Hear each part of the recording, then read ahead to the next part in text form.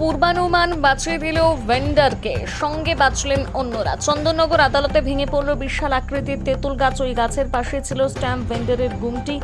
গাছ চাপা পড়ে যায় সেটি। ভেন্ডার সুব্রত মল্লিক জানান, সকাল 9:45 নাগাদ তিনি গুমটি খুলতে আসেন, কিন্তু সকাল থেকে নাগারে বৃষ্টি হওয়ায় হেলে থাকা গাছ ভেঙে পড়তে পারে আশঙ্কায় তিনি গুমটি না খুলে আইনজীবীর সেরেস্তায় গিয়ে বসে থাকেন। তার গুমটি খোলা থাকলে অনেকে সেখানে স্ট্যাম্প পেপার কিনতে হাজির হন। রোজ আজ বন্ধ থাকায় কেউ ছিল না।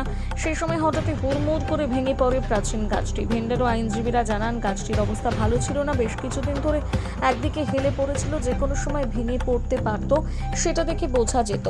নাজিরকে জানানো হয় একবার শুধু কয়েকটি গাছের ডাল কেটে ছেড়ে দেওয়া হয়েছে। গত কয়েকদিনের বৃষ্টিতে গাছের গোড়া আলগা হয়ে পড়ে। আজ ভেঙে পড়ার সময় সেখানে কেউ থাকলে কি হতো তা ভাবলেও গায়ে কাটা দিচ্ছে বলে জানান ভেন্ডার।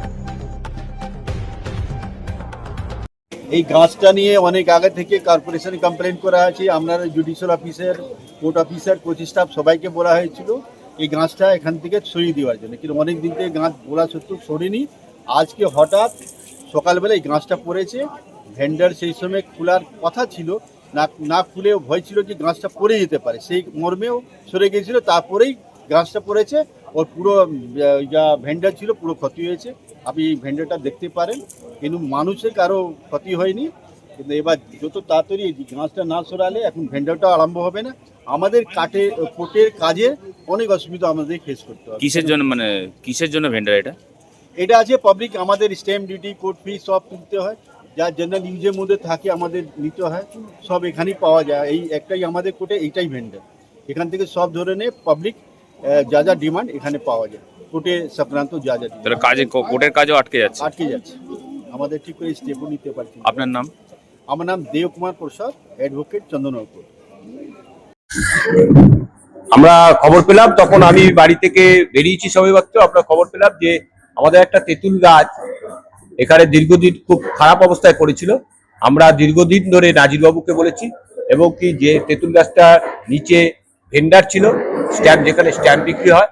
আমরা ভেন্ডারও বারবার নাজিরবাবুকে বলেছে, কিন্তু আজকে দুর্ঘটনা করবে সেই গাছটি ভেঙে পড়েছে। আমরা খুব লাকি যে আজকে বৃষ্টি হচ্ছিল, সেই সময় কোর্টের সমস্ত লয়ার, ক্লার্ক এবং লিটিগেন্ট পাবলিকটা দেরিতে এসছে।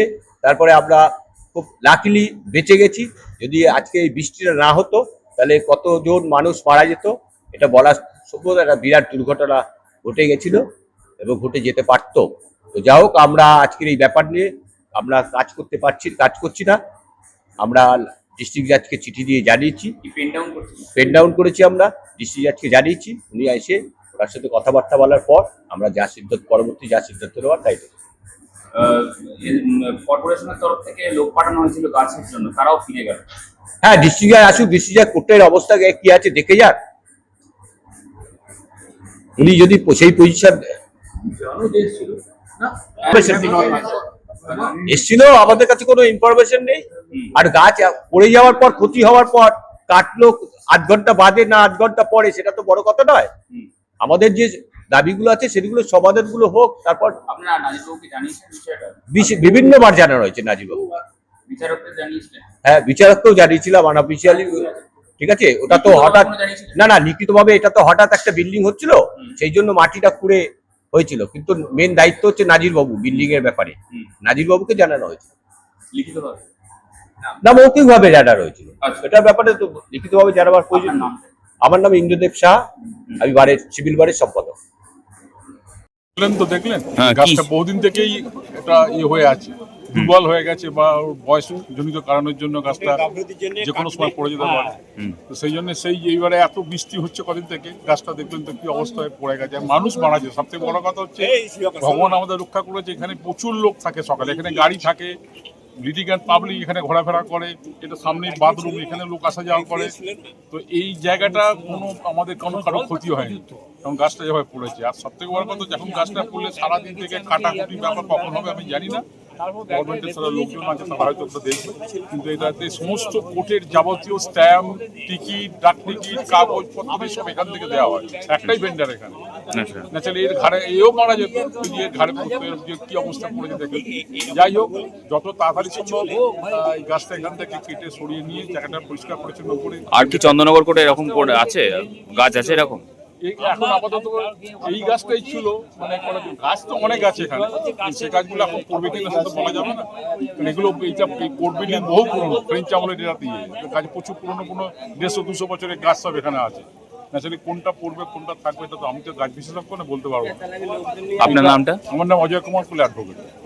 আচ্ছা, যারা আইনজীবী আছে তারা পেন ডাউন করেছে বার অ্যাসোসিয়েশনের সিদ্ধান্ত অনুযায়ী। সাধারণ মানুষ তো ক্ষতিগ্রস্ত হচ্ছে। সাধারণ মানুষ, বহু মানুষ আসে সিঙ্গুর, তারকেশ্বর, হরিপাল থেকে আসেন, তারা তো সমস্যায় পড়েছে। এমনি যারা বয়স্ক মানুষ তারাও সমস্যায় পড়েছে, আবার একদিন আসতে হবে। সেক্ষেত্রে কি করে সাধারণ মানুষের তো ভোগান্তি হচ্ছে, কি বলবেন? সেটা হচ্ছে যে বিষয়টা অনেক দিন ধরেই চলছিল, যে গাছটা ভেঙে পড়েছে সেই গাছটাকে কাটার জন্য শুনেছি যা কোর্টের লয়াররা তারা বারংবার বলেছেন প্রশাসনের কাছে, যারা প্রশাসনিক দায়িত্ব রয়েছেন কোর্টের। এখন তাদের কোথাও একটা গাফিলতি থেকে গেছে। ঠিক আছে, গাফিলতি থেকে গেছে, প্রাকৃতিক দুর্যোগের জন্য গাছটা পড়েছে, বড়সড় দুর্ঘটনা কিছু হয়নি, মানুষের প্রাণহানি বা আহত কেউ হয়নি, এটা একটা ভালো দিক। আবার তার সাথে এটাও ঠিক যে হচ্ছে আইনজীবীরা তারা যে পেন ডাউন করেছেন, এর ফলে যেটা সমস্যা সেটা হচ্ছে চন্দননগর সাব ডিভিশন মানে শুধু চন্দননগর বা ভদ্রেশ্বর শহরকে নিয়ে তো নয়, একেবারে তারকেশ্বরের প্রান্ত থেকে যা একেবারে পুরসুরার ধার হতে পারে, পাশে জাঙ্গিপাড়ার ধারে হরিপাল হতে পারে, একদম সিঙ্গুর হতে পারে কোলবার ধারের প্রান্ত। এই সমস্ত এই যে এত বড় সাব ডিভিশন এলাকার যে মানুষজনেরা যারা বিভিন্ন প্রয়োজনে কোর্টে আসেন, একেবারে প্রান্তিক গরিব মানুষ যারা কোর্টে আসেন, তাদের একদিন কোর্টে আসতে কয়েকশো টাকা হয়তো খরচা হয়ে যায় পাবলিক ট্রান্সপোর্ট বা বিভিন্ন ভেহিকেল ব্যবহার। তাদের পক্ষে বারংবার হচ্ছে একটা কাজের জন্য আসা, এটা একটা খুব দুরূহ ব্যাপার হয়ে যাচ্ছে।